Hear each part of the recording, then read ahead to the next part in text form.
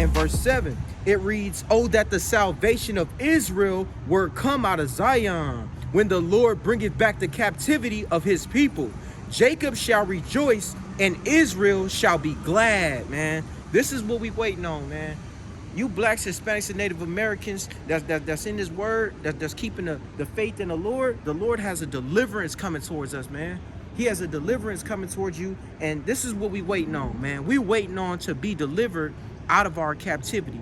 We waiting on the Lord to bring back the captivity of his people, the Israelites, the seed line of Jacob. You know what I'm saying?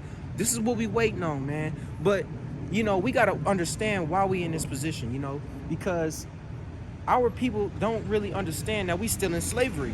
Our people are still in captivity. Ever since we got off them slave ships, wherever we was docked at, we are still captivity and subject to payments, like it tells you in Baruch. Let's get that in Baruch real quick. Baruch chapter 3 and 8, right? Let's get that in the book of Baruch chapter 3 and verse 8. You know what I'm saying? This is during the time of Jeremiah. Let's get this real quick. Baruch 3 and 8. Oh, calm. This is the book of Baruch chapter 3 and verse 8.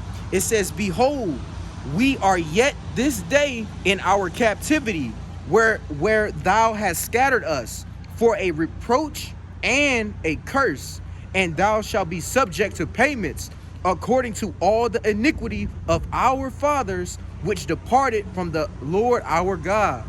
So, to this very day, we still in captivity, man.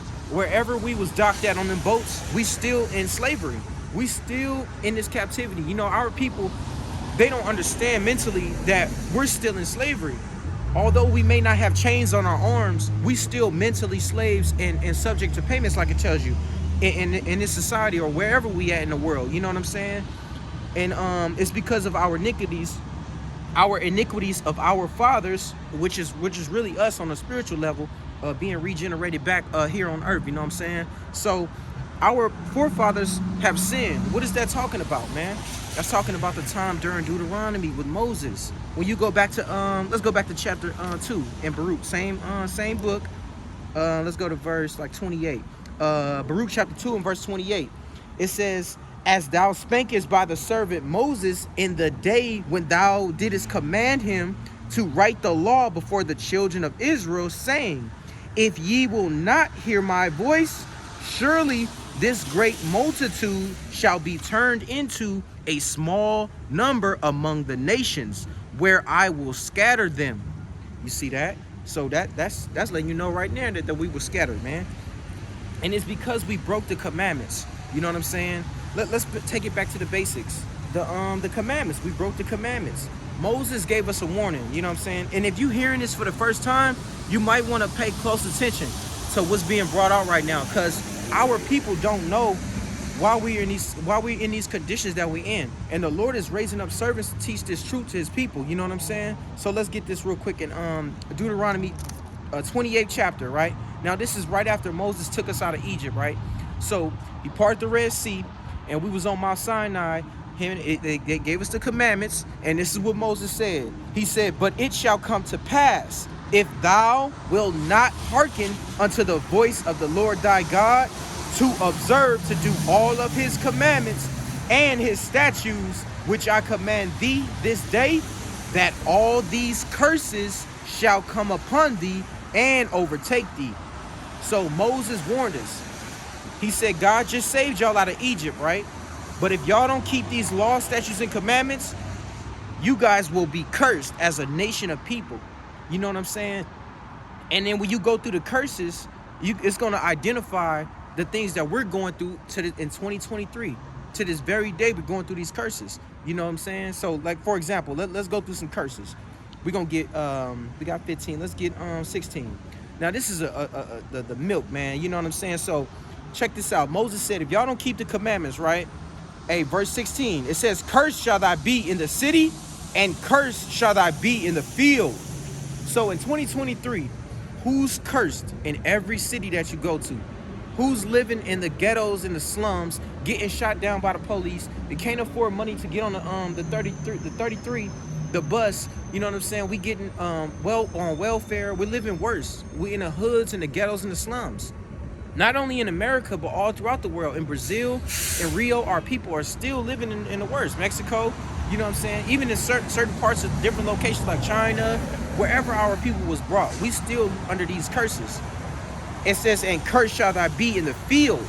Now, whoever worked in the slave fields, picking cotton, our people, sugar cane, you know what I'm saying? In the work field, to this very day in the work field, you know what I'm saying? Last hire, first fire, you know what I'm saying? The whole racial stigmatism that they have on our people is to oppress us, man. And that's because the Lord said that because we broke the commandments. The Lord said, all these curses shall come upon thee and overtake thee.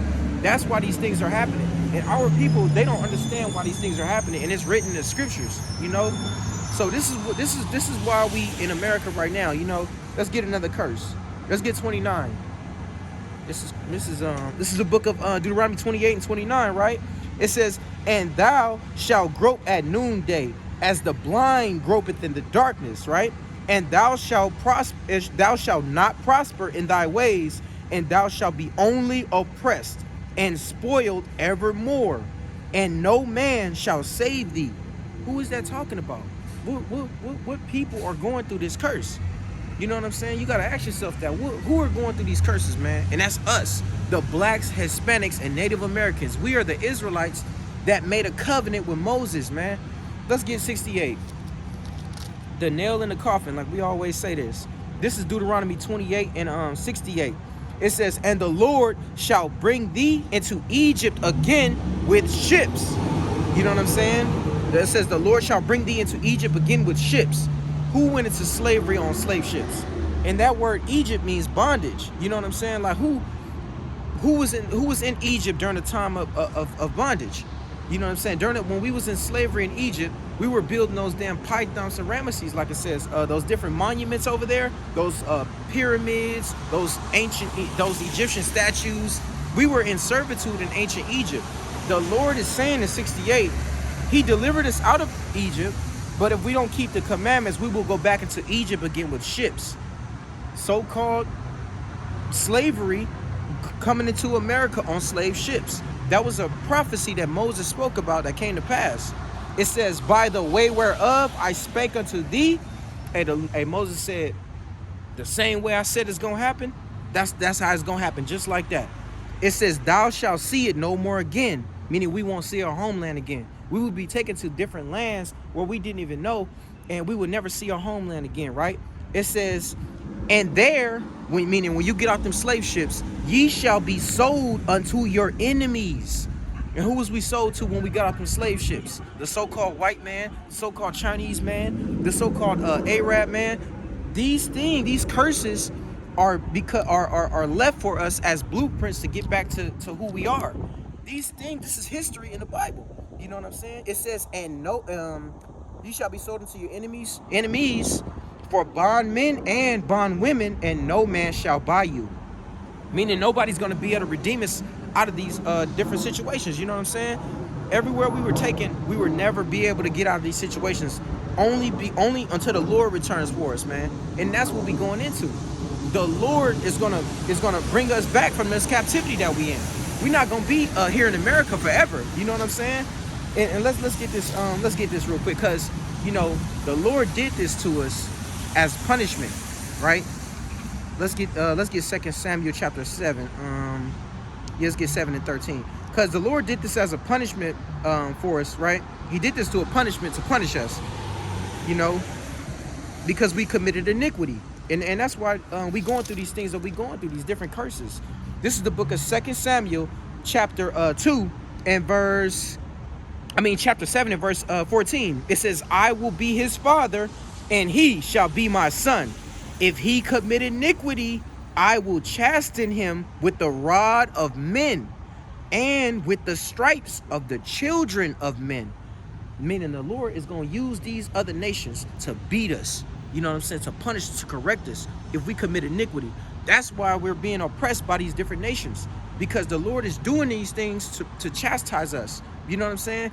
And that's how you know the Lord loves us, man. Because when you love your children, you know, the Lord calls us the children of Israel. We're literally children, right? The Lord, he loves his children. And if you love your child, you're going to let's get that in Proverbs. If you love your child, you're going to put that belt on your child. Everybody know that. Especially so-called Blacks, Hispanic, and Native American families. We beat our children, man. Our children know not to mess around and play around. And that's because we love our children. It's not to discipline them because we hate them. You know, we discipline our children because we love our children. And that's what the Most High is doing to us. Let's get Proverbs chapter 13 real quick. 13 and 24, I think it is. 13, chapter 13. Where you at? 24. Oh, yep. This is the book of Proverbs, chapter 13 and verse 24. It says, he that spareth his rod hateth his son, but he that loveth him chastise him betimes. See that? So it says betimes, meaning we're gonna put that belt on your child. You know what I'm saying? And if you Black, Hispanic, and Native American, I'm sure we all caught them whoopings, man. And I'm not talking about no spanking. I'm not talking about no time out. I'm talking about an ass whooping from your parents, man. A real ass whooping, man. You know, when your parents say, shut up all that noise, you know what I'm saying? You be talking about, you know what I'm saying? You huffing and puffing. I'm talking about ass whooping, man, because our parents loved us. They beat us in back in the day. We call whoopings when we stole from the store. We call whoopings when we did things, when we said things we weren't supposed to say, when we embarrassed our parents in front of their friends. You know, we caught them whoopings. And that's what the Lord did to us. We disrespect the Lord by breaking his commandments and being disobedient, worshiping other gods, building golden calves, putting things before the Most High like video games and all these different things that our people are distracted by in this world, right? And the Most High had to punish us, and that's the point, right? You know what I'm saying? But the thing about it is, the other nations, they showed us no mercy, man. When you look throughout history, man, our people were hanged on trees. They were raping the men in front of the families to break the families. They were raping the women. They were taking the children and selling them for wine. They were doing all kind of stuff, man. The smallpox, the Native Americans, all kind of stuff, man. They went too far. These people showed us no mercy. Let's get that in Isaiah. It's Isaiah 47. Isaiah 40. They showed us no mercy, man. And that's why, you know, this has to come to an end. They went too far, man. These people, man, they have trodden us underfoot, man. And all these nations have something to do with this, man. Let's get this in Isaiah chapter, I think it's let's get 47, yeah. Isaiah 47 and verse, I think it's 16, you see. 47 and I think the last verse, I think. 47 and verse 6, there you go. This is the book of Isaiah chapter 47 and verse 6. It says, I was wroth with my people, and I have polluted mine inheritance, and given them into the hands, and into thine hands. Thou didst shew them no mercy upon the ancients, and it says, and hast thou very heavily laid thy yoke. Meaning they laid heavy yokes on our people, even our old men. They disrespected our old men. They put their foot on our necks, man. They've been having us down for a very long time. And it says, I was wroth with my people. Now, when you read this, chapter, this is Isaiah 47, so it's going into the judgment of Babylon. You know what I'm saying? So this is also in the ancient world, but we know that America is Babylon all over again. All these different kingdoms are back on the earth. You know what I'm saying? So when we reading about Babylon, it's also applying to America right now. It says, I was wroth with my people, I have polluted mine inheritance, and have given into thine hands. Thou didst show them no mercy. Upon the ancients have thou very heavy laid thy yoke. Man, they treated us bad, man. So with that being said, hey, the Lord, let's get this real quick. The Lord ain't gonna allow us to continue to be trodden down underfoot, man. And not only watch out. Let's get let me see this. Hold on. Let's get First Maccabees 2 and 10, man. Because every nation has something to do with our captivity, man. Nobody's getting away. Nobody's getting away for what they did to the children of Israel. You know what I'm saying? This is the book of First Maccabees chapter 2 and verse 10. It says, what nation have not had a part in her kingdom and have gotten of her spoil, man? I like this precept. You know what I'm saying? This precept is letting you know that everybody has something to do with our captivity, man. Every nation on the earth has something to do, whether they provided the wood to build the boats to and then ship the boats over there to pick us up. You know what I'm saying? Like every nation had something to do with our captivity and has something to do. And that's why the Most High is going to send his son to redeem us out of these places, man, and pay these people back, man. Because let's get this real quick. We're like sheep, right? Our people are like sheep, and we just being led to the damn slaughter. You know, we getting, like I said earlier, getting shot down in the damn streets by the police. Our people most of our people don't even know who we are. They don't even know that we're the Israelites. You know what I'm saying? They don't have no records of our heritage. We don't have nothing left from our old records and stuff like that. They just trot us underfoot. So let's get 2nd Ezra chapter, 15. I want 15 and 10. Because we're like I said, we're like sheep being led to the slaughter. And the Lord is not going to allow us to be led to the slaughter no more. Right? Let's get this real quick. 15 and let's go to verse 10. It says, behold, my people is led as a flock to the slaughter. I will not suffer them now to dwell in the land of Egypt. Right? It says, but I will bring them with a mighty hand and a stretched out arm and smite Egypt with plagues as before. And I will destroy all the land thereof, man. And that's the Lord speaking there. That's our king. That's the king of Israel speaking. You know what I'm saying? Just speaking through the priest of Ezra. Our king is not going to allow these things to continue to happen to us, man. The Lord sees everything from the ancient world all the way till now, what's been going on to us. And that's why the Lord said, we can't fight back these people right now, man. We can't try to take up arms and guns and build these different groups and stuff and try to form these different militias and come against these different governments. We don't have the power. We don't have that power right now. Although we got a multitude of men and mighty men and things like that, and you know what I'm saying, these sharp men, but we still don't have that power. We need the Lord with us, man. We need our king to be on our side over us when we take these nations down. You know what I'm saying?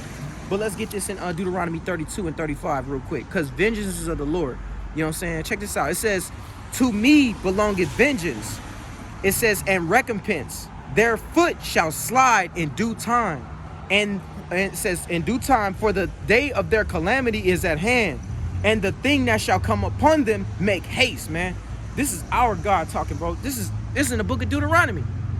This is how the Lord said, I change not.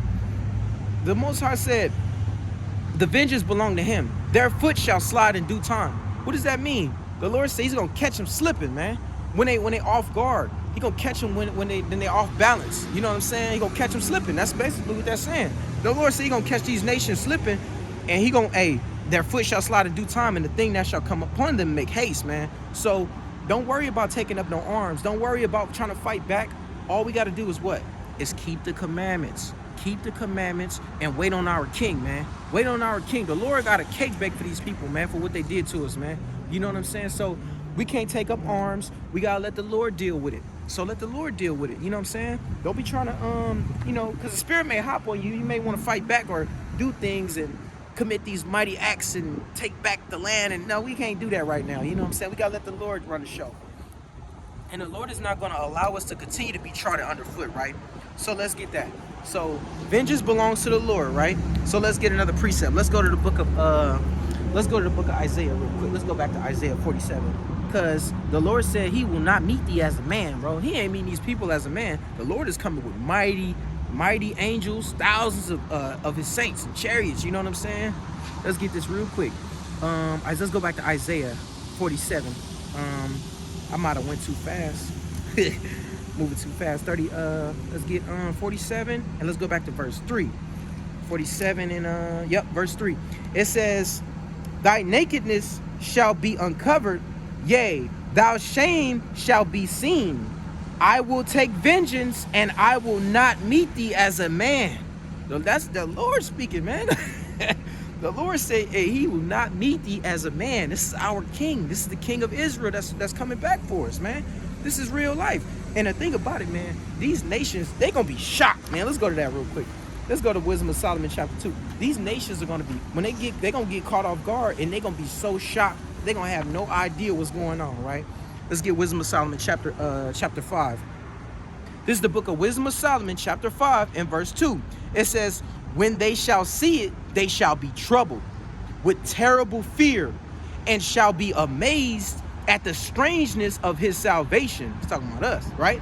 So far beyond all that they had looked for, right? And they repented, and groaning for anguish of spirit shall say within themselves, this was he whom we had sometime in derision, and a proverb of a reproach. We fools accounted his life madness, and his end to be without honor. You see, how is he numbered among the children of God, and his lot among the saints? This is what the other nations are going to say when they're seeing us getting taken up into the Lord's chariots and vehicles when he returned for us. They're going to say, you mean to tell me these were the Israelites the whole time? See, a lot of these nations, man, they're going to figure out, it's going to hit them like a ton of bricks. Because a lot of people, they think they believe in the Most High, and they think they following these different customs of these different guys. But when the Lord returns, everybody's gonna be brought low, like it tells you in Isaiah. Everybody's gonna be. Let's get that real quick. Isaiah. I want to stay on topic, but I want to get this precept real quick. I don't want to jump all over the place. Let's get Isaiah real quick, because the Lord gonna catch these nations, man, off guard. And he said everybody's gonna be brought low. That's Isaiah 1 and 17, I think. 1 and 17. Isaiah chapter 1 and verse 17. Now let's get 16. No. Let me see. We ain't gotta get it. Let's get no, we ain't gotta get it. Let me see. Is it 2 and 17? Oh, yep, 2 and 17. This is the book of Isaiah chapter 2 and verse 17. It says, and the loftiness of a man shall be brought down, and the haughtiness of man shall be brought low, and the haughtiness of men shall be made low, and the Lord alone shall be exalted in that day. Meaning when we get delivered out of this place, man. So I just want to show you that, because the Lord said everybody is going to be brought low. Everybody who came against us, everybody who think they proud, the Lord said pride goes before destruction. Every proud man that came against us is going to be brought low in that day. You know what I'm saying? So let's get this real quick, because the Lord is not going to continue to let us be trodden underfoot, right? Let's go back to Wisdom of Solomon chapter let's get 18 and 15, because you know what I'm saying, this is how the Lord coming, man. A lot of people don't understand the seriousness behind the Lord's return, and how angry he gonna be, right? Let's get this real quick in Wisdom of Solomon chapter 18, because when we was coming out of Egypt, right, Pharaoh's army had turned around, and they had came against us. And it tells you in Wisdom of Solomon that the Lord leaped off his throne. And you got to kind of imagine this. Let's get this real quick. 15 and 18. It say, oh, wait, where am I at? 15, 18? I mean, 18. Oh, 18, 15. Salakia. 18, 15. That's Northern Kingdom. This is the book of Wisdom of Solomon, chapter 18 and verse 15. It reads, thine almighty word leaped down from heaven out of thy royal throne, and as a fierce man of war into the midst of the land of destruction. The Lord leaped off his throne when we were being chased by those Egyptians in ancient Egypt. It tells you the Lord leaped off his throne to come and protect us in the chariot. When you read it, the Lord leaped off his throne, and you got to imagine this, right? Let's just say if you have a 10-year-old kid, man, and you in the house, you on the couch, you just hanging on the couch, and you hear your 10-year-old son scream your name at the top of his lungs, and he say, help, Dad. That'll put a spirit on a man. That'll make any man break through a brick wall to go and see what's going on with his son. That's what's going on in this verse when it tell you that the Lord leaped off his throne. You know what I'm saying? When they came against us, man. That's the spirit that the Lord is coming in. Because the world think the Lord is coming back to play around or to give peace to everybody. That's not true. The Lord is coming back with vengeance, man. You know what I'm saying? Let's go to Isaiah real quick. Isaiah 42. Man, let's show you how the Lord coming, man. The Lord is coming with anger, man. The Lord is not coming to play around. And this is the king. This is the king of Israel, man. This is our king. And he's going to have dominion over the whole earth when he returns, man. And everybody going to know his name. Everybody going to know. They going to know it's him. Watch this. This is how the Lord coming. Let's get Isaiah 42 and verse 13. It says, the Lord shall go forth as a mighty man. He shall stir up jealousy like a man of war. He shall cry, yea, roar. He shall prevail against his enemies. I have long time holding my peace. I have been still and refrained myself. It says, now will I cry like a travailing woman, and I will destroy and devour at once. This is how the Lord is coming, man. The Lord said, I have a long time holding my peace. Meaning I was up in the third heavens watching everything that they was doing to my people, and I have kept my peace. I have been still and refrained myself. So in that day, and you ain't nobody gonna be able to say nothing. Ain't nobody gonna be able to say, oh, they didn't hear it. They didn't know that they was the Lord's people. They didn't know, you know what I'm saying? Nobody's gonna be able to say nothing in that day, and the Lord is not gonna have no mercy in that day. And he's gonna have every right to do his thing, you know, to come back for his people because of what they did. You know what I'm saying? And that's how the Lord coming. You know what I'm saying? So you gotta come out of America, man. Let's get that real quick. Revelation, you know, the almighty word, man. Let's get this. Revelation 18, the classic 18 and 4. It says, and I heard another voice from heaven saying, come out of her, my people, that ye be not partakers of her sins, and that ye receive none of her plagues, man. Come out of her. What is that talking about? Come out of this woman. If you got ears to hear, you know what I'm saying? Where the location where I'm at, brothers know about Oakland, in the location where I'm at right now. Hey, come out of her, meaning come out of this whore, America. You know, when you're dealing with harlots, if y'all know that these women that be dealing with multiple men, they got spirits on them, and they defiled by with all kind of different spirits and different men. The Lord is saying, stop dealing with this whore, America, Babylon, the daughter of Babylon. Stop dealing with this woman. Come out of her, my people. It say, that ye be not partakers of her sins, because America, this place, they messing up. They messed up real bad with the Lord. You know what I'm saying? They sins have reached, actually that's the next verse. It says, for her sins have reached unto heaven, and God have remembered her iniquities. You see that? So the Most High, he remembered their iniquities. That's why you don't want to be in this society. You don't want to be indulgent in this society, man, because the judgment that's coming on this place, you don't want to be caught up in that. That's like hanging out with a dude who got a hit out on his head. You know what I'm saying? Who everybody looking for. Everybody looking for this dude to kill him, and you hanging out with him. If you caught with that dude, you gonna get laid out too. They gonna smash on you too.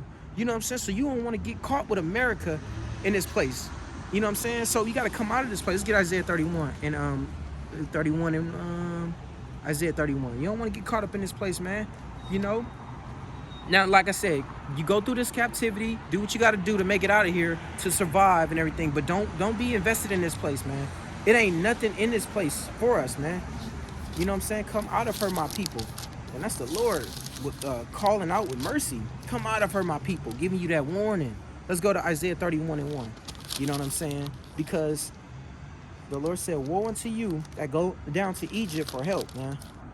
You know what I'm saying? This is the book of Isaiah chapter 31 and verse 1. It says, woe to them that go down to Egypt for help and stay on horses and trust in chariots, because they are many, right?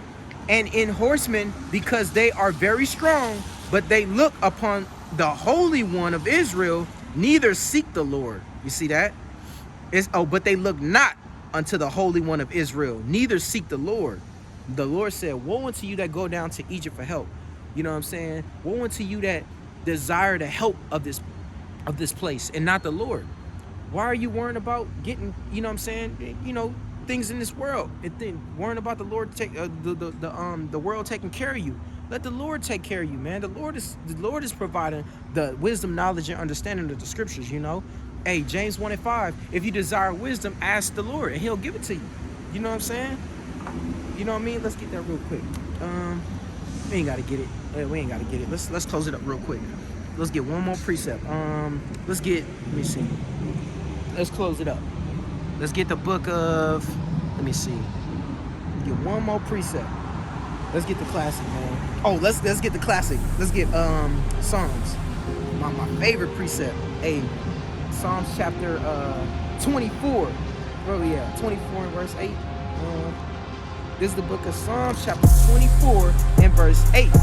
It says, who is the King of glory? Hey man, that's the Lord right there. Who is the King of glory? It says the Lord is strong and mighty.